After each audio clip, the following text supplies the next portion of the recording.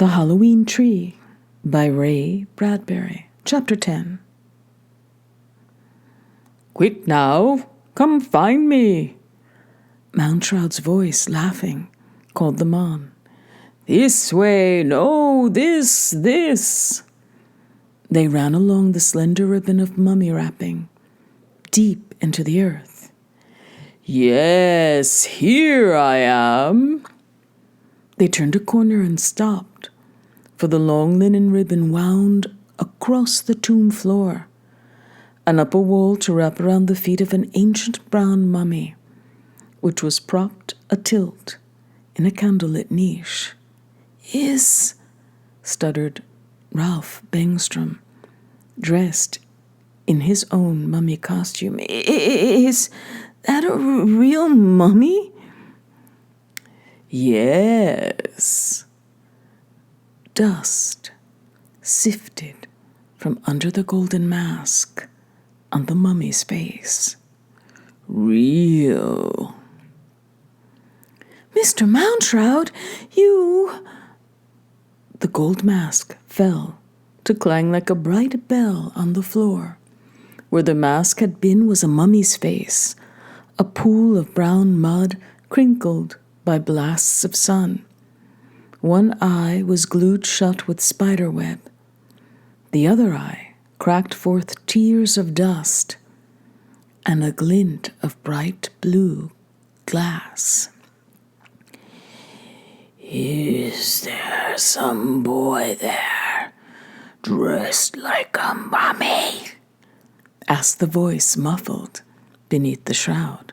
Why, me, sir, squeaked Ralph, showing his arms, legs, chest, the medical bandages it had taken him all afternoon to wrap himself up in, mummified. Good, sighed Mounshroud. Grab the linen strip. Pull. Ralph bent, took hold of the ancient mummy bandages, and yanked. The ribbon unraveled up, around, to reveal the great ancient reptile nose, beak, and flaky chin and dry, smiling, dust-powdery mouth of Mounshroud. His crossed arms fell loose. Thanks, lad. No fun being wrapped like some old funeral gift for the land of the dead, but hist! Quick, boys. Hop in the niches. Stand stiff. Someone's coming. Play mummies, boys. Play dead. The boys leaped to stand, arms folded, eyes shut, breaths held, like a frieze of small mummies cut in the ancient rock. Easy, whispered Mounshroud. Here comes a funeral procession, an army of mourners in gold and fine silks bearing small sailing ship toys and copper bowls of food in their hands. And in their midst a mummy case, carried light as sunshine, on the shoulders of 6 men, and behind that a fresh-wrapped mummy with new paintings on its linen vestments, and a small gold mask fitted over the hidden face. See the food, boys, the toys, whispered Mounshroud. They put toys in the tombs, lads, so the gods will come play, romp, rust about, and run children happy to the land of the dead. See the boats, kites, jump ropes, toy knives. But look at the size of that mummy, said Ralph inside his hot linen bandages. It's a 12-year-old boy in there like me, and that gold mask on the boy's mummy face, doesn't it look familiar? Pipkin, cried everyone hoarsely. Shh, hissed Mounshroud. For the funeral had stopped. The high priests were glancing around through the flickering torch shadows. The boys, high in their niches, squeezed their eyes tight, sucked in their breaths. Not a whisper, said Mounshroud, a mosquito in Tom's ear. Not a murmur. The harp music began again, The funeral shuffled on, and in the midst of all the gold and toys, the kites of the dead, there was the small 12-year-old fresh new mummy with a gold mask that looked just exactly like Pipkin. No, no, no, thought Tom. Yes, Cried a mouse voice, tiny, lost, wrapped away, kept, trapped wild. it's me. I'm here under the mask, under the wrappings. Can't move, can't yell, can't fight free. Pipkin, thought Tom. Wait. Can't help it. Trapped. Shouted the small, wee voice, wrapped in picture linens. Follow, meet me, find me at. The voice faded, for the funeral procession had turned a corner in the dark labyrinth and was gone. Follow you where, Pipkin? Tom Skelton jumped down from his niche and yelled into the dark. Meet you where? But at that exact moment, Mountrout, like a chopped tree, fell out of his niche. Bang! He struck the floor. Wait, he cautioned Tom, looking up at him with one eye that looked like a spider caught in its own web. We'll save old Pipkin yet. Slide does it. Slide and creep, boys. Sssss. They helped him up and unwound some of his mummy wrappings and tiptoed down the long corridor and turned the corner. Holy cow, whispered Tom. Look, they're putting Pipkin's mummy in the coffin, and the coffin inside the sarcophagus. Mountrout supplied the jawcracker. A coffin in a coffin in a coffin, each larger than the last, all done up in hieroglyphs to tell his life story. Pipkin's life, said all. Or whoever Pipkin was this time around, this year, 4,000 years ago. Yeah, whispered Ralph. Look at the pictures on the sides of the coffin. Pipkin, 1 year old, Pipkin 5, Pipkin 10 and running fast, Pipkin up an apple tree, Pipkin pretending to drown in the lake, Pipkin eating his way through a peach orchard. Wait, what's that? Moonshroud watched the busy funeral. They're putting furniture in the tomb for him to use in the land of the dead. Boats, kites, tops to spin, fresh fruits, should Pipkin wake 100 years from now, hungry. He'll be hungry, all right. Good grief, look, they're going out. They're closing the tomb. Mountrout had to grab and hold Tom, for he was jumping up and down in agony. Pipkin's still in there, buried. When do we save him? Later. The long night is young. We'll see Pipkin again. Never fear. Then the tomb door slammed shut. The boys yammered and yelled. In the dark, they could hear the scrape and slosh of mortar, filling the last cracks and seams as the final stones were shoved in place. The mourners went away with their silent harps. Ralph stood in his mummy costume, stunned, watching the last shadows go. Is that why I'm dressed like a mummy? He fingered the bandages. He touched his clay-wrinkled ancient face. Is that what part of my Halloween is all about? All, boy, all, murmured Mountrout. The Egyptians, why, they built to last. 10,000 years they planned for. Tombs, boys, tombs, graves, mummies, bones, death, death. Death was at the very heart, gizzard, light, soul and body of their life, tombs and more tombs with secret passages, so none might be found, so grave robbers could not borrow souls and toys and gold. You are a mummy, boy, because that was how they dressed for eternity, spun up in a cocoon of threads. They hoped to come forth like lovely butterflies in some far, dear, loving world. Know your cocoon, boy. Touch the strange stuffs. Why, said Ralph the mummy, blinking at the smoky walls and old hieroglyphics. Every day was Halloween to them. Every day, gasped all in admiration.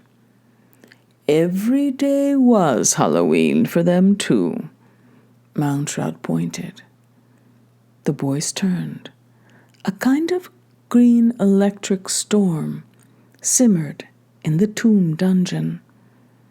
The ground shuddered as with an ancient earthquake. Somewhere, a volcano turned over in its sleep, lighting the walls with one fiery shoulder. And on the walls beyond were prehistoric drawings of cavemen, long before the Egyptians. Now, said Mountrout. Lightning struck. Saber-toothed tigers caught the cavemen screaming. Tar pits drowned their bones. They sank, wailing. Wait, let's save a few with fire. Mountrout blinked. Lightning struck to burn forests. One ape-man running seized a burning branch and rammed it in a saber-tooth's jaws. The tiger shrieked and fell away. The ape-man, snorting in triumph, tossed the fiery branch into a pile of autumn leaves in his cave.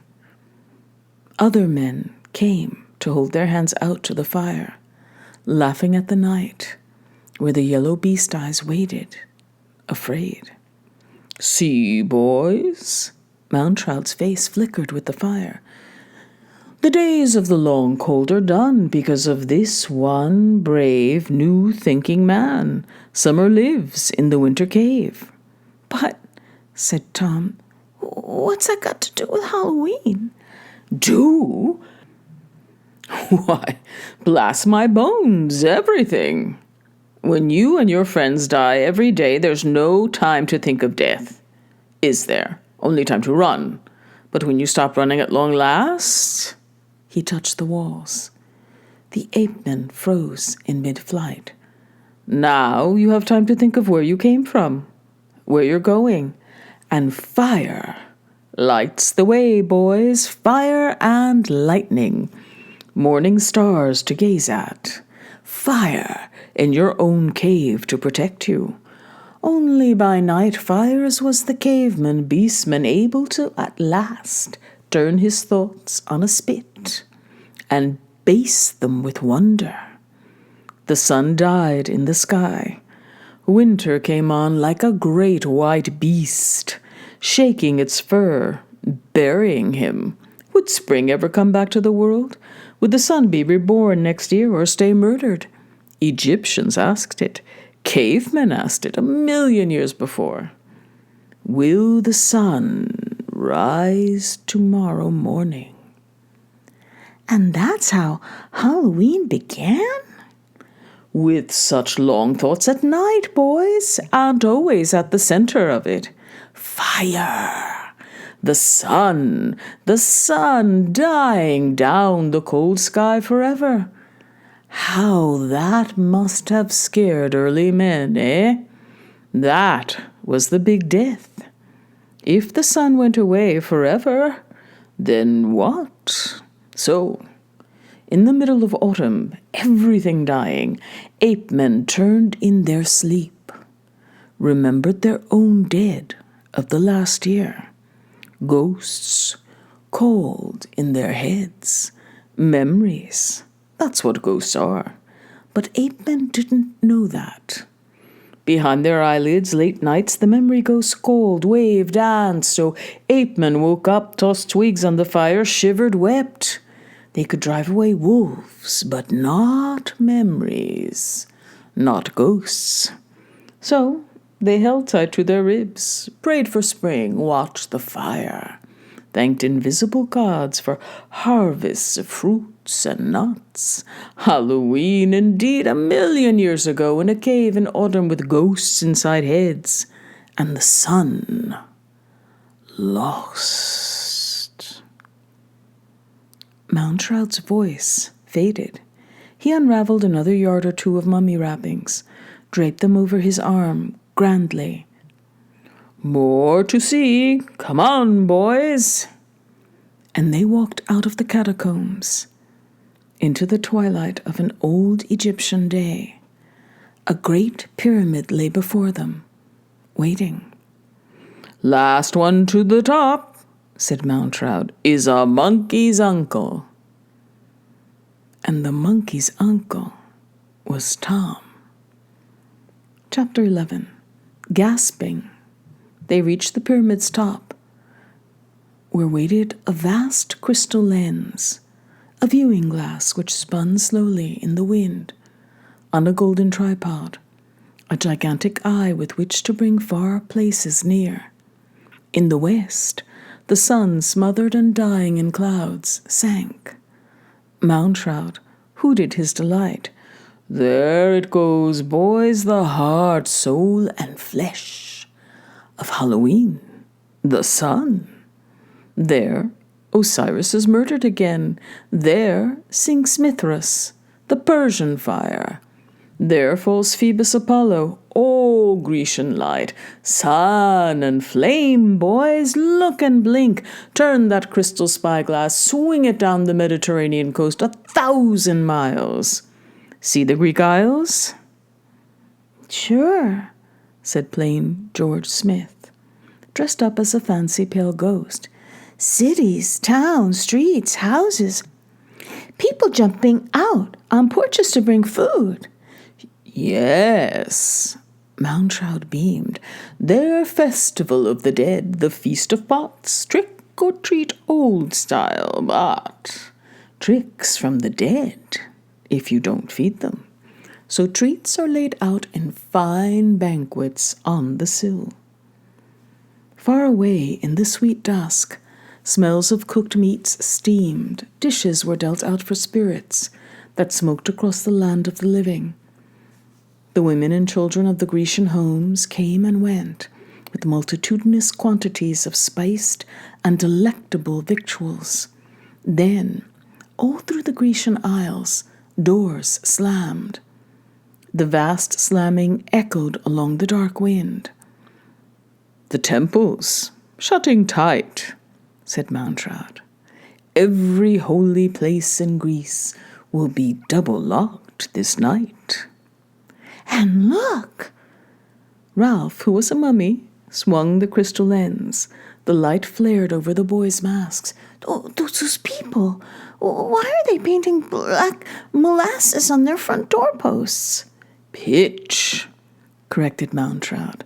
"Black tar to glue the ghosts. Stick them fast so they can't get inside." "Why," said Tom, "didn't we think of that?" Darkness moved down the Mediterranean shores. From the tombs like mist, the dead spirits wavered in soot and black plumes along the streets to be caught in the dark tar that smeared the porch sills. The wind mourned, as if telling the anguish of the trapped dead. "Now, Italy, Rome."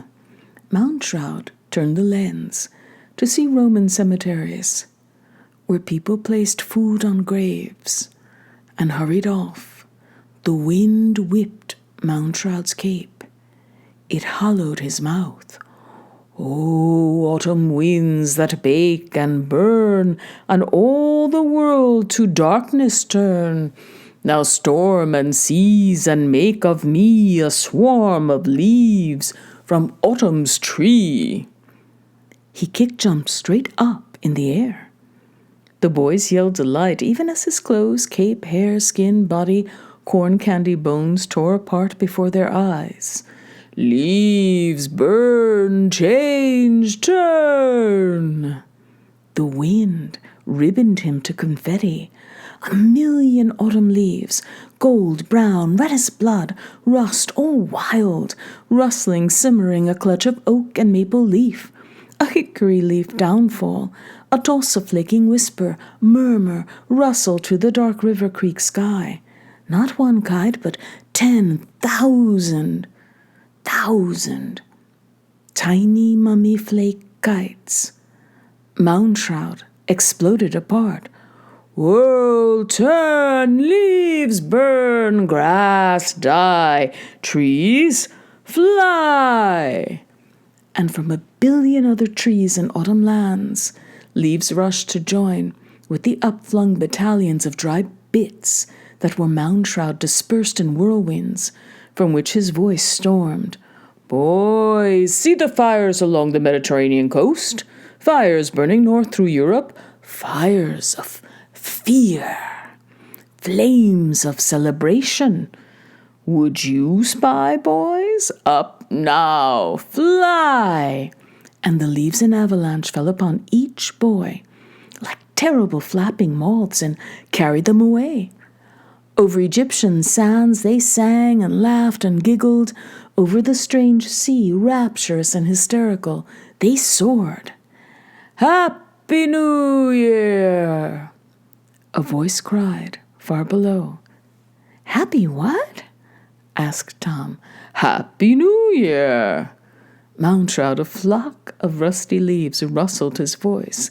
In old times, the 1st of November was New Year's Day, the true end of summer, the cold start of winter. Not exactly happy, but well, Happy New Year. They crossed Europe and saw new water below. The British Isles, whispered Mound shroud. Would you cock an eye at England's own druid god of the dead? We would. Quiet as milkweed then, soft as snow, fall, blow away down each and all. The boys fell, like a bushel of chestnuts. Their feet rained to earth.